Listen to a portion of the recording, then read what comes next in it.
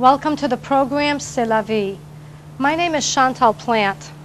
Today I have a very inspirational story that I'd like to share with you. This is a story about one individual who took a group of early French Canadians and transformed their lives by building a community here on the west side of Manchester. He also inspired them to build many institutions that we still profit from today, decades later. This story is about Monsignor Pierre Hevy and the early French Canadian immigrants.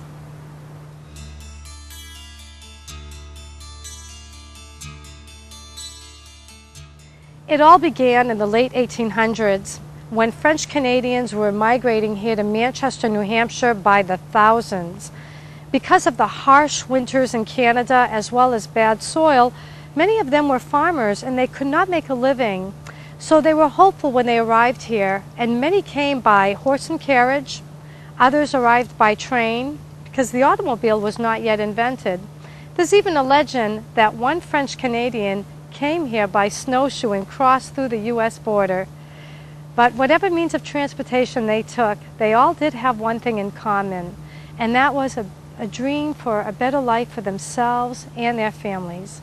Under all of these conditions of poverty and difficulty with crops and other, some political difficulties, feeling as second-class citizens in their own country, people just began leaving. And they knew that in New England there were mills, textile mills and shoe factories that were just eager to have new workers coming in. So those who were coming in from Europe were also accompanied by those coming in from Quebec. French Canadians, when they arrived, it was not easy at all. They faced many challenges as well as adversity. They were considered outcasts from the other ethnic groups here in Manchester, so they were really fighting with them to get these jobs in the mills. Also, they had poverty. Most of them were farmers, so they had very little money. They had no college education. And so they were becoming very discouraged, and they sort of felt alone initially. But their luck was about to change because a new priest was being assigned here at St. Marie Church, and he was going to help them transform their lives.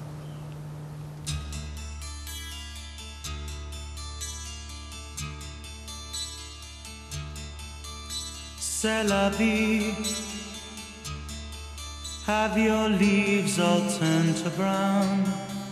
Will you scatter them around you?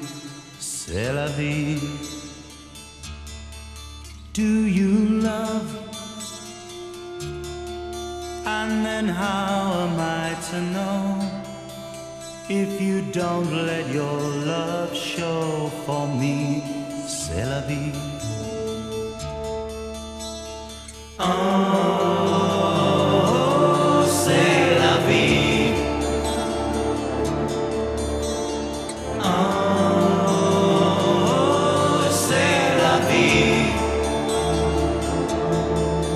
Who knows? Who cares for me?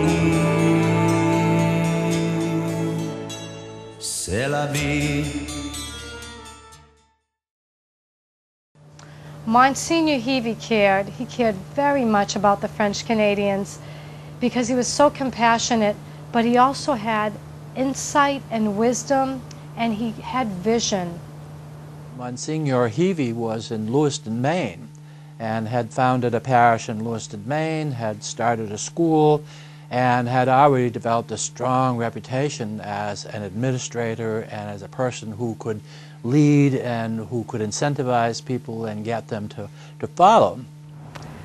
I'd like to step back in time and revisit what life would have been like for a French Canadian in the turn of the century. Back then, on the west side, there wasn't too much except for one little wooden structure, and that was the French Catholic Church for French Canadians called St. Marie Church, known as Sainte Marie. It burned in 1890, and so right away, I guess he took this as maybe a sign that he could build a new church and make this church into the most magnificent church in Manchester. Fortunately, it was only the building itself and not the rest of the buildings that had been built. They immediately began construction of a new church in 1891. And it took 8 years, but they raised enough money to get construction going, and so the cornerstone was laid in 1898. From 1890 to 1898, all there was a cellar hole. They had dug a cellar hole and covered it up, so you had the foundation of what is the church today, and it was covered over, and that's where they had Mass. The church meant everything to the French Canadians. Their whole life and world evolved around the church.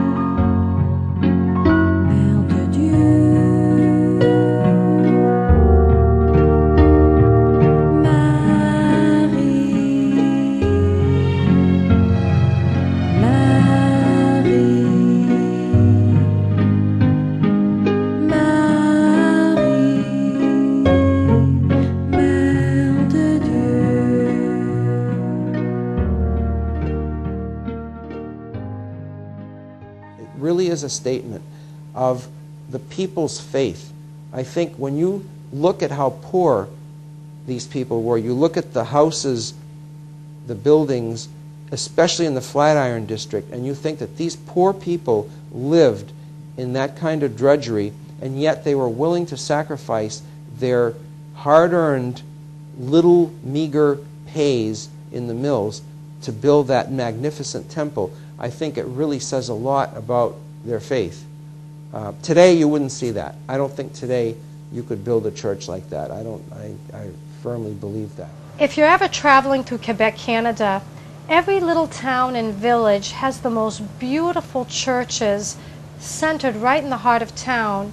Again, because the French Canadians really evolved their whole life around the church. And these churches, many of them have a Gothic structure like this one here on the west side of Manchester, because the churches were highly influenced by the European churches. Monsignor Heavey was a very compassionate priest. He was really known to cater to the poor, especially families that would first arrive. He would even let them be housed here at his rectory until they could get back on their feet. But he looked at all aspects. In the meantime, he was worried about the financial condition and the housing conditions. And at that point in time, Amoskeag Industries, which was obviously very paternalistic and took care of its employees very well, began selling lots of land. And you could buy a lot of land, 100 by 100, for $30 and take a note with Amoskeag Industries for $30, Amoskeag Mills. If you began to build a building within 3 years of that period of time, Amoskeag Mills would forgive you the $30. Now, where was the money going to come from for these people to build their own buildings? It came from the organization of La Caisse Populaire Sainte-Marie. Monsignor Heavey recognized that the French Canadians needed their own financial institution. Back then in the United States, a credit union never existed. He was the first to create that for the French Canadians. It is called St. Mary's Bank, or also known as La Caisse Populaire de Sainte-Marie. So St. Mary's Bank became the first credit union in the United States on November 24th, 1908. And this is we're actually in the site of the first St. Mary's Bank. The first president of St. Mary's Bank was Joseph Boivin, a local attorney, and what he did was to run the credit union at night. So he actually ran it out of his office here in his residence here on the corner of Notre Dame and Amory Street. You can envision actually people coming out of work, 5:30, 6 o'clock at night, maybe going home to get a bite to eat, and then ending up here to do their banking, open their accounts, take out a savings account, and it all happened right here in this office. If you're ever on Notre Dame Avenue, you might want to stop by and look at the original building that is now, it's been converted to a museum. It's rich with information of Franco-American heritage as well as beautiful photography. There's even furniture in different rooms that are like the replica of that time period of the turn of the century.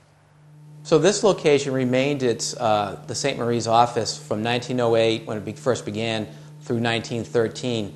That year they actually moved a couple blocks down the street to their first official office. They were in that location until 1930 when they moved to what was known as the Marble Building, just below us here on Amory Street and just above it, the current location of St. Mary's Bank. They were in that building till 1970 when they built the new building and its current location. Word of mouth got around the mills that French Canadians were very hard workers, but they also had the reputation for not complaining. Je me suis faite blonde il y a pas longtemps. Je me suis faite blonde il y a pas longtemps. C'est une jolie brunette qui n'a pas 16 ans. La brunette est là, gay, gay, gay. La brunette est là, oh, gay, gay, man. La brunette est là, oh, gay, gay, gay. La brunette est là, oh, gay, gay, man. Oh, je ne vais la voir que de temps en temps. Je ne vais la voir que de temps en temps. You could see that a lot of the French Canadians were working hard, they were making some money, but they had no place to save it. And when there was a fire in somebody's house down here, literally their entire life savings went up in smoke. Monsignor Heavey knew he had to do something. So buildings would sometimes catch fire, and if they're so close together that if one caught fire, you might have several catching fire. And Monsignor Heavey would hear these stories of his parishioners who kept their money at home, and they'd lose all their life savings. And why did they keep their money at home? It's because they didn't trust what they called les banques Yankee, or the Yankee banks, or the Protestant banks, English-speaking banks on the east side of Manchester. They were afraid to put their money there because when they went to those banks, no one spoke French and they couldn't make themselves understood. And the banks themselves didn't trust the immigrants because they said, how do we know if we lend money to an immigrant? And that was all immigrants, not just the Quebecois, because Manchester was a city of immigrants. How do we know? We don't know where these people are from. We don't know if we can trust them. If we lend them money for a mortgage or whatever, how do we know they're going to pay it back and what? So there was this mutual distrust. So if you can think about it, back in the early 1900s, at the turn of the century, here in Manchester, the banks were located on the other side of the river. There weren't cars. People had to walk, and so physically, those banks, financial institutions, were on the other side of the river. They were also English-speaking, and they were really catered towards people who had money. He had heard about a concept of cooperatives that had actually started in Europe and then had taken place in Canada several years before. And so Monsignor Heavey actually wrote to Alphonse Desjardins, the person who actually started the first credit union in North America up in Quebec back in 1900, and he wrote to him on several occasions back in 1908 asking him about this concept and asking him if he would actually come down and speak to his parishioners. And Alphonse Desjardins did that. He actually came down, and on November 24th, 1908, he spoke to a group of parishioners from St. Mary's Church, and they were so excited about that that evening they voted unanimously to create the first credit union in the United States, La Caisse Populaire St. Marie, which is today St. Mary's Bank. A prominent businessman from Massachusetts named Edward Filenes was known for his department store chain, but he was also known for pioneering credit unions to the American culture. St. Mary's Bank, what actually started out as a something here on the west side of Manchester back in 1908. What people thought maybe was just going to be a localized financial institution actually became the seed for a national trend that began and to up over 10,000 credit unions at one point.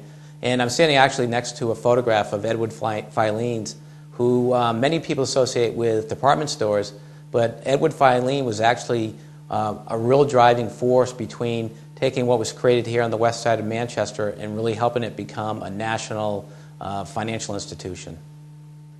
Monsignor was so insightful that he even recognized the young children in his parish should participate in the financial institution that they had established. He motivated these young children to start saving their money, and he educated them to start taking care of themselves financially at a very young age. So back in the early 1900s, children also worked in the factories. They worked long hours, many days, just like their parents and relatives. And so after they were paid 5 cents an hour, they were also encouraged to participate in St. Mary's Bank. They actually, there were stories of the kids running by here and running up to the door and bringing their pennies to be part of the savings program at St. Mary's Bank. I'm actually standing next to a photo of Monsignor Heavey, and I think what's really amazing is, when he helped create the first credit union in the United States, he was actually in his late 70s. He was here in Manchester for a number of years as the head of the St. Mary's Church, and during that time he accomplished a number of different things, helping start a hospital, in addition to this financial institution, as well as orphanages, and more. During the turn of the century, a lot of children were not really going to school. Many of them were working here in the mills in Manchester. But Monsignor Heavey recognized that these children needed a good education, so right here on the grounds, they decided to build a school for the children. Even though children could go to school, in Canada, farming was a family affair, so children participated in farming, and that same phenomenon was brought here to Manchester. And I say Canada, but you could say Greece or Ireland or wherever. In those days, children were expected to help their parents out with farming, and so that same idea was transferred into the mills. So by today's standards, we look back at all these photographs that Lewis Hine made he came to Manchester in 1909 to try to help enact child labor laws. So he would sneak in the mills. He went all over the country filming, taking pictures of children working in mills. Okay? You had to sneak in to do that, to get these clandestine photographs. But we're shocked when we see these pictures of 8-year-olds and 9-year-olds and 10-year-olds working in mills, getting hurt because little hands, they would sometimes have children do certain work that bigger hands couldn't do, because the mechanisms were so small that only little hands could do it. But children sometimes can be naughty, and little girls' hair would get caught in the machinery, or there were some terrible accidents. Kids would lose fingers, and adults as well. So he began to look at what other areas, and the first thing he did was to build a school for girls. Built the school for girls, brought in the Grey Nuns, and the Grey Nuns were actually the first teachers at the school for girls. It took about a year or so before the school doubled in enrollment, so there was an obvious need to do that.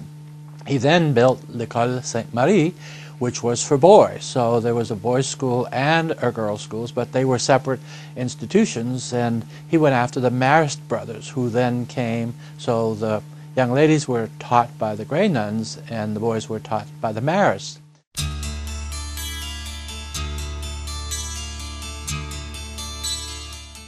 Back in the turn of the century, there were diseases that the doctors did not have cures for, like tuberculosis.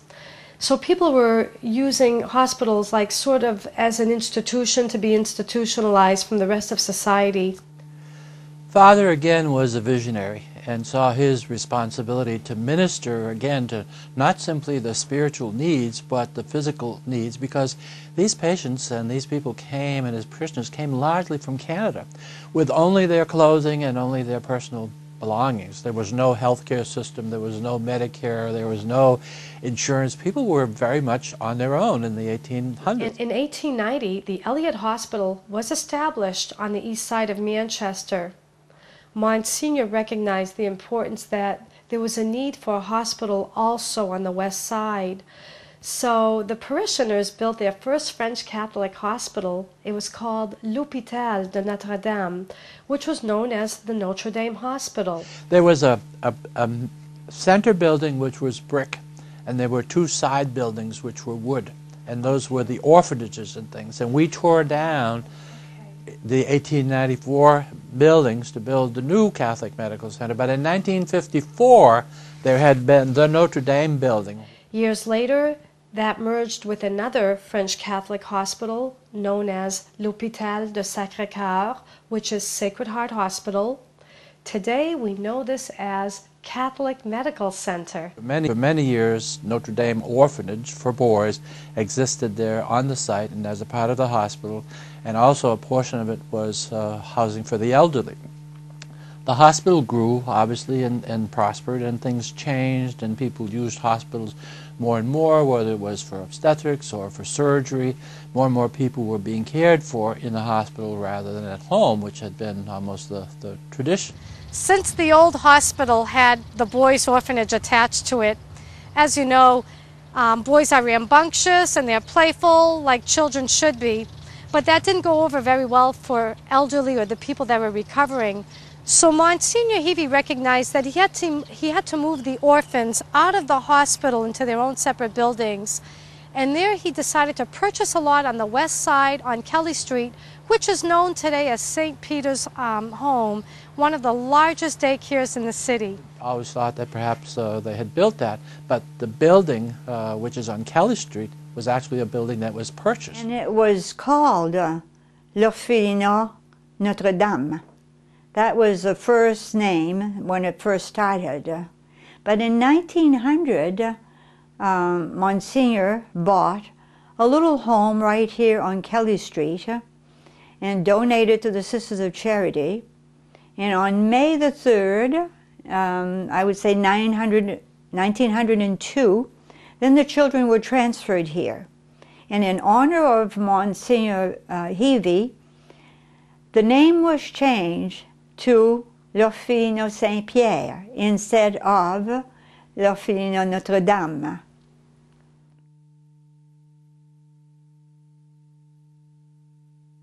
St. Peter's was an orphanage for many, many years, but way back in 1950, 55, and I'd say even the early 60s, I think the trend was to transfer all of the students rather in foster homes.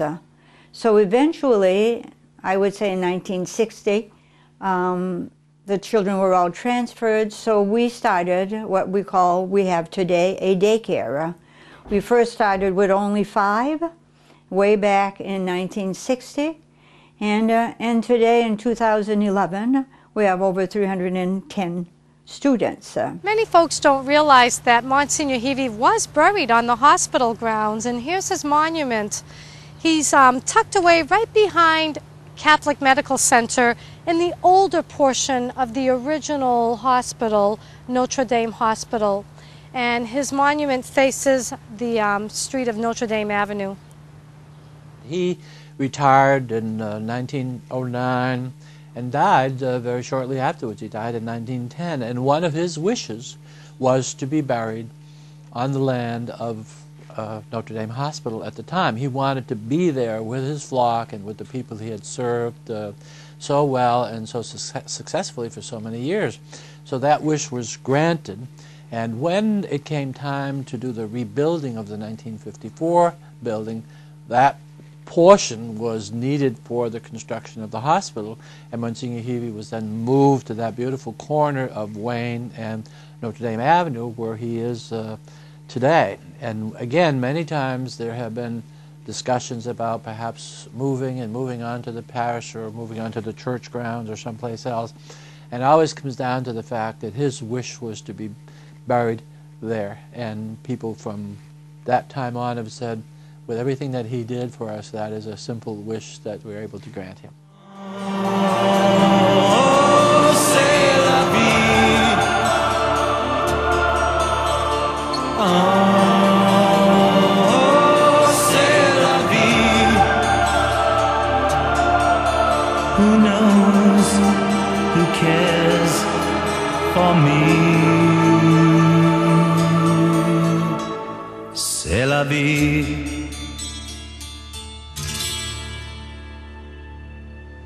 If you're ever here on the west side of Manchester and you happen to be traveling down Notre Dame Avenue, this very historical road is well worth stopping in and taking a look at all the wonderful things we covered today. You have your hidden jewel right on the corner, which is the museum. And then you have the beautiful Gothic church right behind me with artwork that was done from many decades ago. We also have Monsignor's grave right behind me at the old hospital. Even the schools have been converted to a wonderful bookstore that's open to the public, so it's well worth it. This concludes my show for today, and I want to thank you for tuning in to C'est la vie.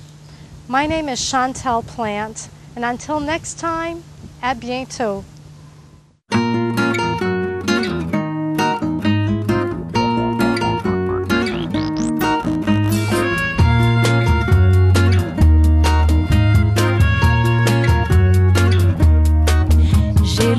Du volcan, la chaleur du désert, la saveur de la terre, la lueur d'une lune claire. Je n'ai rien que dans le cœur l'immense